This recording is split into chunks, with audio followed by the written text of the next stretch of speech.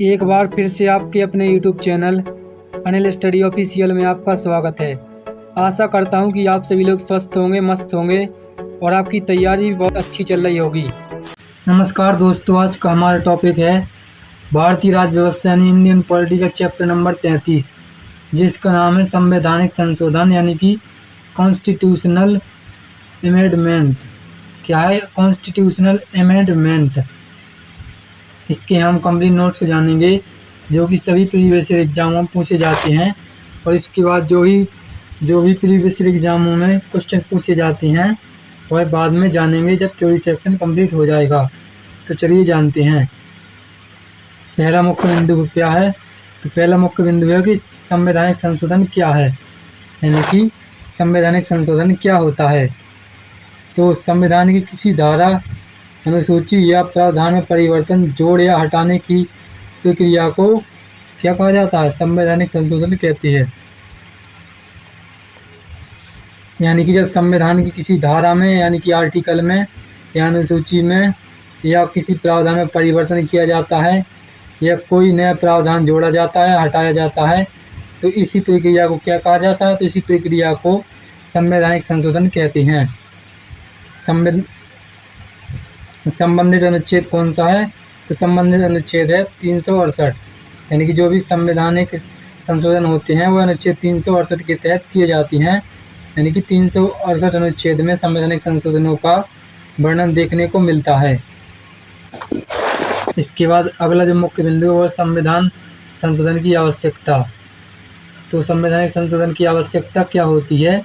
समय के अनुसार संविधान को अद्यतन रखने के लिए, नई परिस्थितियों एवं आवश्यकताओं के अनुरूप परिवर्तन करने हेतु, यानी कि जो भी नई परिस्थितियां हैं और जो भी उस समय की आवश्यकताएं हैं या कोई भी नए नियम की आवश्यकता है तो उसके लिए क्या किया जाता है? उसके लिए संवैधानिक संशोधन किया जाता है, तभी उन नियमों को संविधान में जोड़ा जाता है। न्यायालय के निर्णयों के प्रभाव को स्पष्ट करने हेतु, यानी कि न्यायालय के निर्णयों को प्रभाव को स्पष्ट रखने हेतु, यानी कि न्यायपालिका है जो किसी के प्रति बाध्य न हो, इसके लिए संवैधानिक संशोधन किए जाते हैं। प्रशासनिक एवं राजनीतिक सुधारों के लिए, प्रशासनिक सुधार और राजनीतिक सुधारों के लिए भी संवैधानिक संशोधन किए जाते हैं। कुछ नियम ऐसे होते हैं जो प्रशासनिक और राजनीतिक सुधारों के लिए जोड़े जाते हैं या बनाए जाते हैं। तो किसके द्वारा वो बनाए जाते हैं या जोड़े जाते हैं? तो वो जोड़े जाते हैं यानी कि संवैधानिक संशोधन के द्वारा हमारे भारतीय संविधान में जोड़े जाते हैं और संपूर्ण देश में लागू कराए जाते हैं। अगला जो मुख्य बिंदु है वो है संशोधन विधेयक कौन प्रस्तुत कर सकता है। तो संविधान मतलब कि जो भी है संशोधन विधेयक होता है वह कौन प्रस्तुत करता है? तो वह केवल संसद करती है। जो भी संवैधानिक संशोधन होती है वह केवल संसद करती है, यानी कि लोकसभा और राज्यसभा की बहुमत से किया जाता है। कोई भी मंत्री या निजी सदस्य प्राइवेट मेंबर प्रस्तुत कर सकता है, यानी कि कोई भी मंत्री या निजी सदस्य यानी कि प्राइवेट मेंबर इसको प्रस्तुत कर सकता है। राज्य विधानमंडल संशोधन विधेयक प्रस्तुत नहीं कर सकता है, यानी कि जो राज्य का विधानमंडल होता है वह इस विधेयक को प्रस्तुत नहीं कर सकता है। राष्ट्रपति की पूर्व अनुमति आवश्यक नहीं होती है, यानी कि इसमें राष्ट्रपति की कोई भी अनुमति या सहमति नहीं लगती है। उनकी अनुमति के बिना भी ये संशोधन किए जा सकते हैं। यानी कि संविधान संशोधन के प्रकार। संविधान संशोधन के प्रकार क्या हैं? पहला है साधारण बहुमत से संशोधन। तो साधारण बहुमत से संशोधन क्या होता है? ये अनुच्छेद 368 के अंतर्गत नहीं आती हैं। जो भी साधारण संशोधन होती हैं इनको अनुच्छेद 368 के तहत नहीं रखा जाता है, यानी कि साधारणता होती हैं।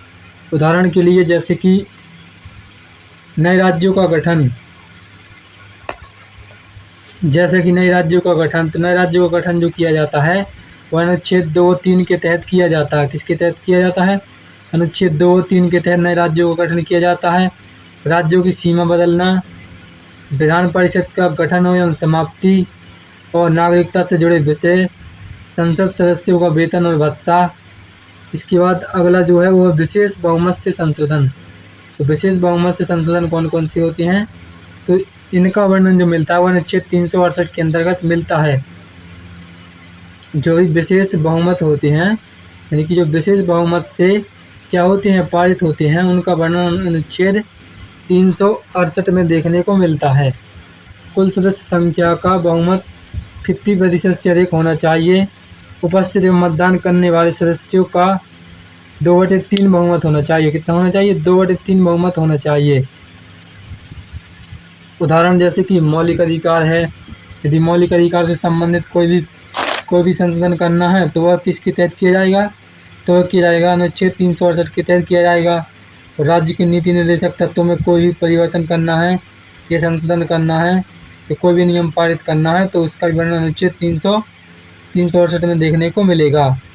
इसके बाद मूल कर्तव्य, अधिकांश संवैधानिक प्रावधान।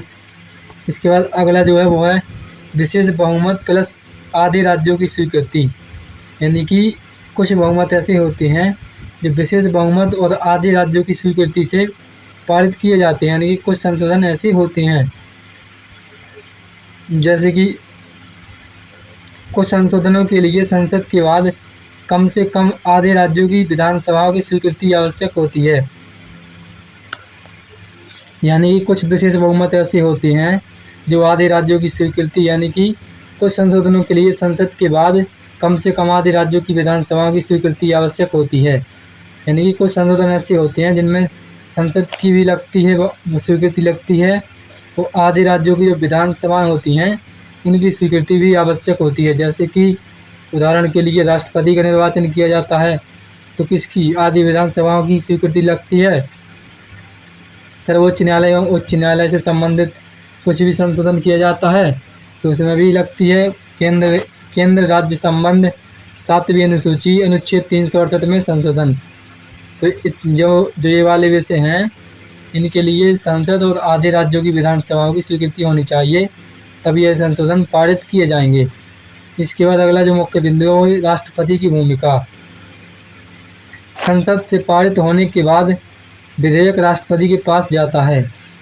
यानी कि कोई भी विधेयक होता है जब वह संसद से पारित हो जाता है, यानी कि लोकसभा और राज्यसभा के द्वारा पारित हो जाता है तो उसके बाद राष्ट्रपति के पास जाता है। 24वें संविधान संशोधन 1971 के बाद राष्ट्रपति के लिए हस्ताक्षर करना अनिवार्य है। यानी कि जो भी विधेयक है यदि उसको कानून बनाना है तो उसमें राष्ट्रपति के हस्ताक्षर होने चाहिए। यदि उसमें राष्ट्रपति के हस्ताक्षर नहीं होते हैं तो वह जो विधेयक होता है वह कानून नहीं बन सकता है, यानी कि वह कानून पारित नहीं हो सकता है। राष्ट्रपति इसे वापस नहीं भेज सकते, यानी कि जो राष्ट्रपति होते हैं इसे वापस नहीं भेज सकते हैं। इसके बाद सर्वोच्च न्यायालय में मूल संरचना सिद्धांत। तो केशव नंद भारती बनाम केरल राज्य, यानी कि केशव नंद भारती बनाम केरल राज्य 1973। तो इसमें निर्णय क्या हुआ था, तो इसमें निर्णय हुआ था संसद संविधान में संशोधन कर सकती है। यानी कि जो हमारे देश की पार्लियामेंट है वह संविधान में संशोधन कर सकती है, लेकिन संविधान की मूल संरचना को नष्ट नहीं कर सकती है। यानी कि जो कि संविधान की मूल संरचना है, जो भी मूल ढांचा बनाया गया है उसमें परिवर्तन नहीं कर सकती है।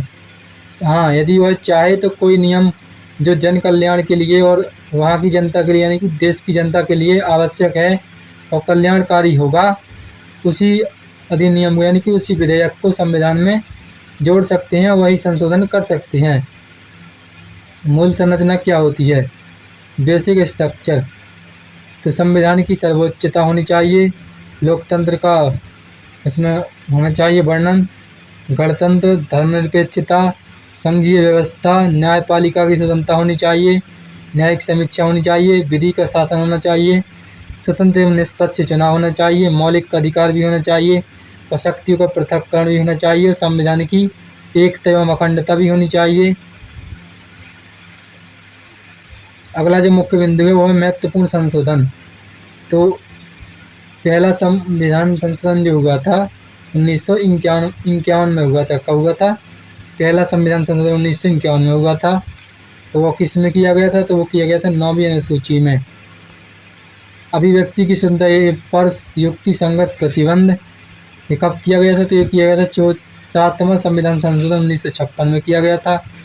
राज्यों का पुनर्गठन, तो राज्यों का पुनर्गठन जो किया गया था वो 24वां संविधान संशोधन 1971 में किया गया था। संसद की संशोधित शक्ति स्पष्ट, राष्ट्रपति की स्वीकृति अनिवार्य होती है। 25वां संविधान संशोधन 1971, संपत्ति अधिकार सीमित होते हैं। और 42वां संविधान संशोधन 1976, मिनी संविधान प्रस्तावना में संशोधन हो सकता है। और समाजवादी, तंत्रनिरपेक्ष, अखंडता, मूल कर्तव्य जोड़े गए और संसद की शक्ति बढ़ी। ये सब किसके द्वारा हुआ है? ये संवैधानिक संशोधन के द्वारा संभव हुआ है। 44वां संविधान संशोधन 1978, संपत्ति का अधिकार मौलिक अधिकारों से हटाया गया और अनुच्छेद 301 के अंतर्गत कानूनी अधिकार इसको बना दिया गया। इसके बाद 52वां संविधान संशोधन अधिनियम 1985, दल बदल विरोधी कानून, 10वीं अनुसूची। 61वां संवैधानिक संशोधन 1989, मतदान की आयु को 21 से घटाकर 18 वर्ष किया गया। और 73वां संविधान संशोधन 1992 जो कि पंचायती राज से संबंधित होता है। और 11वीं अनुसूची 74वां संविधान संशोधन अधिनियम 1992 जो कि नगर पालिकाओं से संबंधित होता है। और 12वीं अनुसूची 86वां संविधान संशोधन 2002 शिक्षा का अधिकार अनुच्छेद 21A के तहत। और 101वां संविधान संशोधन 2016 जिसमें GST लागू किया गया। इसके बाद 103वां संशोधन अधिनियम 2019 जिसमें EWC आरक्षण 10% किया गया। इसके बाद 104वां संवैधानिक संशोधन 2020। तो 104वां संविधान संशोधन 2020 में एंग्लो इंडियन नामांकन समाप्त किया गया। क्या किया गया? एंग्लो इंडियन नामांकन समाप्त किया गया। 106वां संवैधानिक संशोधन 2023। तो 2023 में क्या कहा गया था? तो नारी शक्ति बंधन अधिनियम, नारी शक्ति बंधन अधिनियम। लोकसभा एवं विधानसभा में महिलाओं के लिए 33% आरक्षण दिया गया। क्या दिया गया? लोकसभा में राज्यसभा में महिलाओं के लिए 33% आरक्षण दिया गया। 106वें अनुच्छेद 106वां संविधान संशोधन 2023 में जो किया गया, नारी शक्ति बंधन अधिनियम के तहत लोकसभा और राज्य विधानसभा में महिलाओं के लिए 33% तक आरक्षण निश्चित किया गया। महत्वपूर्ण न्यायिक निर्णय कौन कौन थे? तो शंकरी प्रसाद 1951, संसद मौलिक अधिकारों में संशोधन कर सकती है। सज्जन सिंह मामला 1965। इसके बाद संशोधन शक्ति बरकरार रहती है। गोकुलनाथ मामला 1967, संसद मौलिक अधिकारों में संशोधन कर सकती है, नहीं कर सकती है। केशवानंद भारती मामला 1973, मूल संरचना सिद्धांत। इसके बाद मिनर्वा मिल्स 1980, संसद की संशोधित यानी कि संशोधन शक्ति सीमित होती है। परीक्षा में पूछे जाने वाले तथ्य, तो संविधान संशोधन का वर्णन जो मिलता है वह अनुच्छेद 368 में मिलता है। और संशोधन विधेयक जो होता है केवल संसद में लाया जाता है। कहाँ पर लाया जाता है? केवल संसद में लाया जाता है। राष्ट्रपति इस विधेयक को वापस नहीं भेज सकते हैं। मूल संरचना सिद्धांत जो है वो 1973 में है। मिनी संविधान 42वां संविधान संशोधन है। और मतदान की आयु जो मतलब कि 21 वर्ष से घटाकर 18 वर्ष की गई थी वो 71वां संविधान संशोधन के तहत किया गया था।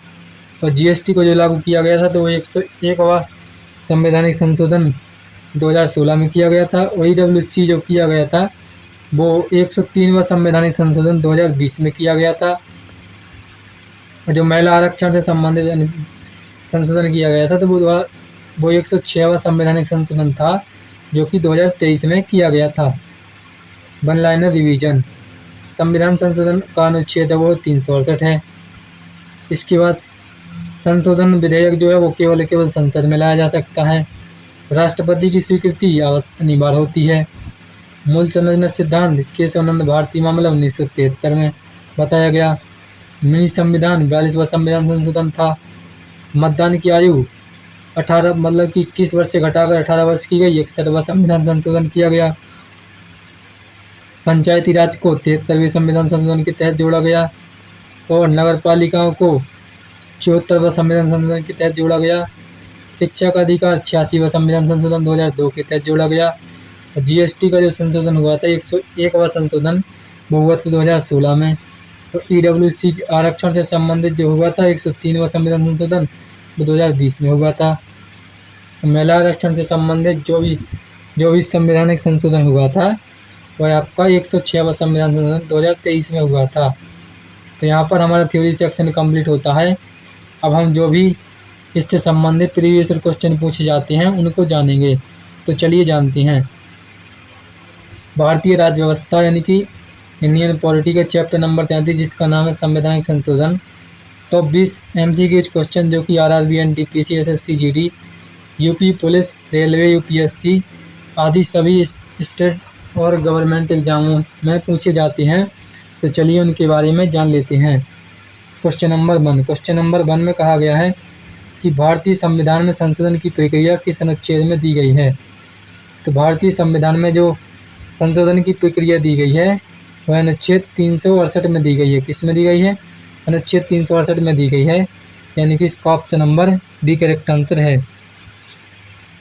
Question number 2। क्वेश्चन नंबर 2 में कहा गया है कि संविधान संशोधन विधेयक कहाँ प्रस्तुत किया जा सकता है। तो संविधान संशोधन विधेयक जो प्रस्तुत किया जा सकता है यह संसद के किसी भी सदन में प्रस्तुत किया जा सकता है, यानी कि इसका option number C correct answer है। Question number 3। क्वेश्चन नंबर 3 में कहा गया है कि संविधान संशोधन विधेयक कौन प्रस्तुत कर सकता है। तो संविधान संशोधन जो प्रस्तुत कर सकता है वह कौन कर सकता है, यानी कि जो संविधान संशोधन किया जाता है वह कौन प्रस्तुत कर सकता है। तो वह मंत्री या निजी सदस्य प्रस्तुत कर सकते हैं, यानी कि इसका option number C correct answer है। इसके बाद अगला क्वेश्चन है क्वेश्चन नंबर 4। क्वेश्चन नंबर 4 में कहा गया कि निम्न में से कौन सा संवैधानिक यानी कि कौन सा संशोधन अनुच्छेद 368 के अंतर्गत नहीं आता है। तो जो नए राज्यों का गठन होता है यह जो होता है यह अनुच्छेद 368 के अंतर्गत नहीं आता है। यह जो आता है यह अनुच्छेद 2 या 3 के अंतर्गत आता है। इसके बाद आगे बढ़ते हैं और अगला क्वेश्चन देखते हैं। तो अगला क्वेश्चन है क्वेश्चन नंबर 5। क्वेश्चन नंबर 5 में कहा गया है कि संविधान संशोधन विधेयक पर राष्ट्रपति की स्वीकृति किस संशोधन के बाद अनिवार्य हुई। जो संवैधानिक संशोधन विधेयक पर राष्ट्रपति की स्वीकृति किस संविधान संशोधन के बाद अनिवार्य हुई थी। तो वो हुई थी 24वां संविधान संशोधन के तहत, यानी कि इसका option number B correct answer है। इसके बाद अगला क्वेश्चन है क्वेश्चन नंबर 6। क्वेश्चन नंबर 6 में कहा गया है कि मूल संरचना यानी कि बेसिक स्ट्रक्चर सिद्धांत किस मामले में प्रतिपादित किया गया था। तो जो मूल संरचना सिद्धांत को प्रतिपादित किया गया था यह किस संविधान संशोधन के तहत किया गया था। तो यह किया गया था केशवानंद भारती मामला, यानी कि इसका option number C correct answer है। इसके बाद अगला क्वेश्चन है क्वेश्चन नंबर 7। क्वेश्चन नंबर 7 में कहा गया है कि मूल संरचना सिद्धांत किस वर्ष दिया गया था। तो जो मूल संरचना सिद्धांत दिया गया था यह किस वर्ष दिया गया था। तो यह जो दिया गया था वो दिया गया था 1973, यानी कि इसका option number C correct answer है। इसके बाद अगला क्वेश्चन है क्वेश्चन नंबर 8। क्वेश्चन नंबर 8 में कहा गया है कि मिनी संविधान संशोधन यानी कि जो मिनी संविधान किस संशोधन को कहा जाता है। तो मिनी संविधान किस संशोधन को कहा जाता है। तो यह कहा जाता है 42वां संविधान संशोधन, यानी कि इसका option number B correct answer है। Question number 9। क्वेश्चन नंबर 9 में कहा गया है कि प्रस्तावना में समाजवादी पंथ निरपेक्ष और अखंडता शब्द किस संशोधन द्वारा जोड़े गए। तो समाजवादी पंथ निरपेक्ष और अखंडता शब्द जो जोड़े गए थे ये किस संवैधानिक संशोधन के तहत जोड़े गए थे। तो यह जोड़े गए थे 42वें संविधान संशोधन के तहत जोड़े गए थे, यानी कि इसका option number B correct answer है। Question number 10। क्वेश्चन नंबर 10 में कहा गया है कि संपत्ति का अधिकार मौलिक अधिकार से किस संशोधन द्वारा हटाया गया। तो जो संपत्ति का अधिकार है इसको मौलिक अधिकारों से हटाया गया था, वह किस संशोधन के तहत हटाया गया था? तो हटाया गया था 44वां संविधान संशोधन, यानी कि इसका option number B correct answer है।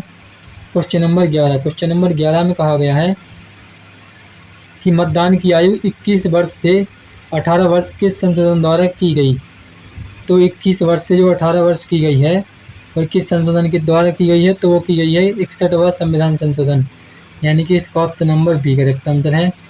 इसके बाद आगे बढ़ते हैं और अगला क्वेश्चन देखते हैं। तो अगला क्वेश्चन है क्वेश्चन नंबर 12। क्वेश्चन नंबर 12 में कहा गया है कि पंचायती राज व्यवस्था किस संशोधन द्वारा संवैधानिक दर्जा प्राप्त हुई? यानी कि जो पंचायती राज व्यवस्था को संवैधानिक दर्जा मिला है ये किस संशोधन के द्वारा मिला है? तो यह जो मिला है वो 73वां संविधान संशोधन, यानी कि इसका option number B correct answer है।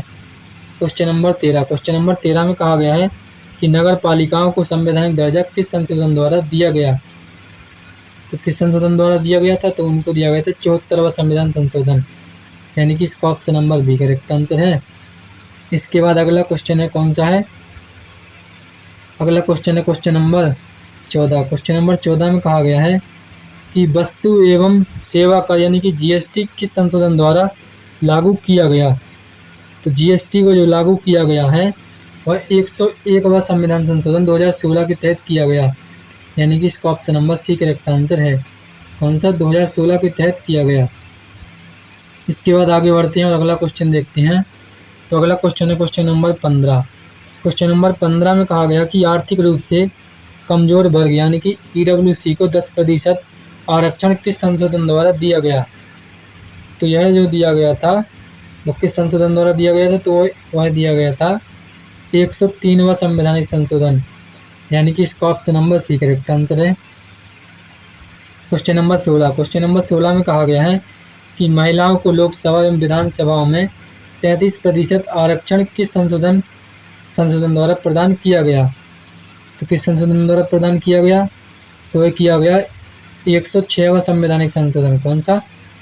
106वां संवैधानिक संशोधन, यानी कि इसका option number D correct answer है। इसके बाद अगला क्वेश्चन है क्वेश्चन नंबर 7। क्वेश्चन नंबर 7 में कहा गया है कि संविधान संशोधन विधेयक को राष्ट्रपति वापस भेज सकते हैं? तो जो संवैधानिक संशोधन होता है उसको राष्ट्रपति जो होते हैं वो वापस नहीं भेज सकते हैं, यानी कि इसका option number B correct answer है। क्वेश्चन नंबर 18, क्वेश्चन नंबर 18 में कहा गया है कि निम्न में से किसके लिए आधे राज्यों की स्वीकृति आवश्यक होती है? तो आधे राज्यों के लिए जो स्वीकृति होती है वो राष्ट्रपति के निर्वाचन के लिए होती है। किसके लिए होती है? राष्ट्रपति के निर्वाचन के लिए आवश्यक होती है, यानी कि इसका option number A correct answer है। इसके बाद आज का अगला क्वेश्चन है क्वेश्चन नंबर 19। क्वेश्चन नंबर 19 में कहा गया है कि गोलकनाथ मामले 1967 में क्या निर्णय दिया गया? तो गोलकनाथ निर्णय में जो लिया गया था वो क्या निर्णय लिया गया था? तो वह निर्णय लिया गया था आपका संसद मौलिक अधिकारों में संशोधन नहीं कर सकती है, यानी कि इसका option number B correct answer है। इसके बाद आज का आखिरी और बहुत ही इंपॉर्टेंट क्वेश्चन है क्वेश्चन नंबर 20।